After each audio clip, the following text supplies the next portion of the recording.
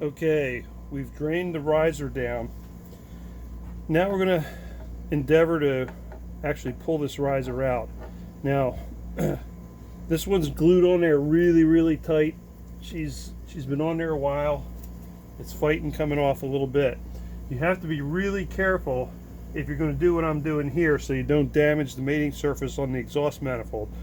But basically what I've done is I've gently tapped a large flat blade screwdriver through the joint above the pass-through wing plate, just to get a little bit of movement and kind of break that gasket seal a little bit. And now I'm going to, kind of, as they say, lift and separate these two pieces. So, gently rocking back and forth and lifting at the same time, and up she comes. There you go, right? So there's our rag that I stuffed in there to catch anything that might fall through down into the exhaust tube. And looks like we've been pretty successful. There's not a lot of water sitting in here. Right here at the top, you can see there's some coolant there, so I'm going to put a piece of pig mat here, literally just to wick this up, right? Because we do need this coolant to not interfere with our ability to clean the surface off and have a nice, dry, clean mating surface, perfectly smooth, sanded down, so that when we put our new riser on, we get a good seal, right? All right, so this is going to take a little while to dry off. I am, just for safety's sake, going to stuff another rag down here into the exhaust tube in the manifold, because I don't want any gasket debris going down in there if I can avoid it. Some will find its way there, but hopefully not much. And then while we're waiting for this, taking a sharp, flat, putty knife, going to try to get in here. Now, this is the metal gasket. So since that's a metal gasket, we got to get to our pick, and we're going to get in here, and we're going to try to get a hold of this metal gasket and pop it out. And it will fight us. There we go. Once you do that, you can see that's metal, folks. A lot of people don't realize this is a metal gasket, and they are razor sharp. They will slice your finger open in a blink of an eye. Learned that the hard way once, right? So there's that metal gasket, and now all that's left is this Teflon business that Crusader uses in these gaskets. Again, putty knife, very sharp. Hold it at a careful angle so you don't score the mating surface. Keep moving a little bit at a time. Don't get too aggressive. It's better to take your time with this and do it right than to damage that metal exhaust manifold surface. So some of you guys are watching this, and you're probably saying, why did you use that Oldsmobile distributor wrench? Why didn't you just use a good old crow's foot wrench? Well, I have every crow's foot wrench I think known to mankind, and not a one of them would give me enough clearance to get in that little pocket on the side of that riser. Snap-on, Craftsman, take your pick. None of them work.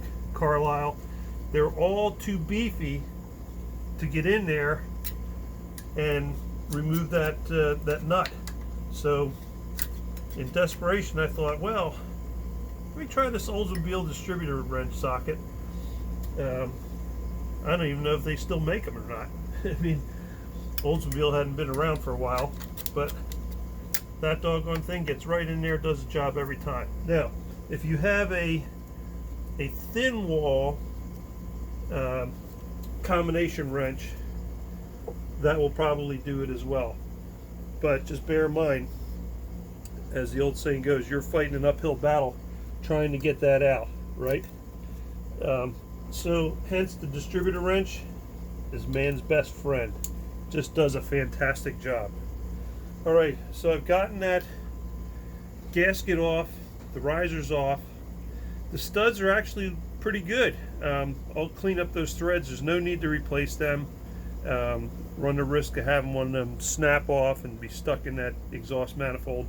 But we're going to clean that manifold mating surface up so it's nice and shiny and smooth. And then we'll start going in the other direction and put the new gaskets on, the pass-through plate on the bottom, another gasket on top of that, then the riser, then another gasket, then the block-off plate, another gasket, and the elbow. This job, once you've done it a time or two, can go really quick. We're talking, you know, setup and tear down time and reinstallation. You can do this in 2 to 4 hours, depending on how good you are and how well organized you are. But once it's all back together again, you absolutely have got to tighten all those bolts down and those nuts, and then get your coolant back into the engine, start it up. After all the hoses and you've checked everything, that all the clamps are tight, and you start it up, let it run a little bit, you will have to go back to the coolant fill on the heat exchanger and top that off. I like to put a little bit more coolant in the degas bottle, let the engine reach operating temperature, shut it down, let the engine cool, and then retorque those bolts and then top off your degas bottle. As the engine cools, it'll suck the coolant from the degas bottle back into the heat exchanger, and everything will more or less automatically level itself off. And then when you've done that, you've got to take the boat out and run it, get it up to full operating temperature. And in this case, this is a 175-degree engine, and you want to let it run for an hour or two, underway, underload. Initially, you start off slowly. You know, maybe run it about 1,500 RPMs, work its way up to 2,000 RPMs. Go down in the engine room, check for leaks. Make sure there are no leaks coming out of the riser or the exhaust manifold or the riser to elbow connection. Then run it at maybe 3,500 RPMs. Go back, shut it down, let it cool off, and retorque everything again. Make sure that all those joints are really tight, and the next time you go out, everything should be in good shape, and you can run her up to wide open throttle and verify that you've got no leaks. But initially, don't run it at wide open throttle, because I like to use a little skim coat. You'll see of RTV sealant on here. They say, Crusader says you don't need that, but with an older engine, I always like to put a little bit in there. It's fail safe. I've never had a leak as a result of doing that. Don't put a lot on there, just enough to barely coat the surfaces and make everything stick real good and fill any minor imperfections. All right, so I'm going to stop the video here, clean this mess up, and I'll show you the exhaust manifold and those studs all ready to go back together, and we'll put the new riser on.